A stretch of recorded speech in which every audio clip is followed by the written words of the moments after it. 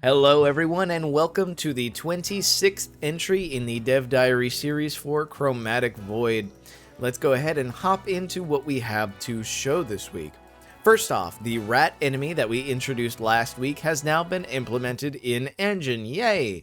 He's got some animations for looking around and sniffing, but he also has been programmed as we instructed, or as we discussed last week, where he'll just kind of run forward and fall off of ledges in order to kind of ambush the player or catch them off guard. See, he actually got me there. And now he'll just kind of scamper away. Farewell, little buddy. So unlike most of our other enemies, the way you deal with this one is to just jump on top of it and he will be dealt with nice and easy. For the eagle-eyed among you, you might have noticed that the animation that plays when he dies is a little bit different than the others. And that is because the animation that plays when enemies are defeated has been updated across the board. We'll use this one for good measure as well. Boop. There you go. That was probably the best example. And that was just to kind of like make it align more with the visual style that we're going for. Speaking of different visual effects, you'll notice here that we've added these sort of inky black pools beneath certain areas, which are meant to signify fall deaths, which means if you fall into this inky black void, guess what? That's the end. The checkpoint reloads and we start anew. These were added to really help give the player a sense of, hey, do not fall here.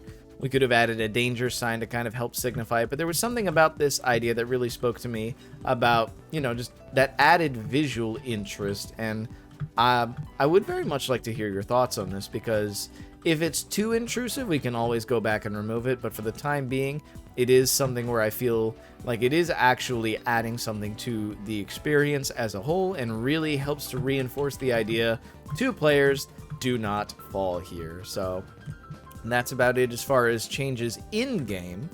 The other thing we'd like to go over is some more concept art for Chromatic Carnival. We kind of jumped around a bit in this stage, but we're coming back to it because we're adding more of an exterior set.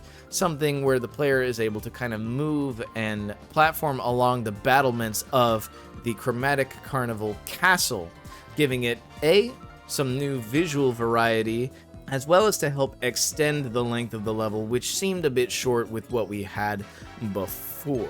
So that's pretty cool that we have a little bit more moving forward. So with that, we're going to move on to the question of the week. And the question of the week this time is, how many enemies should one level have?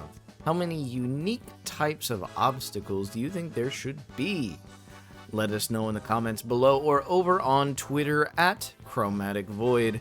As always, thank you very much for watching, and we will see you guys next week. Take care.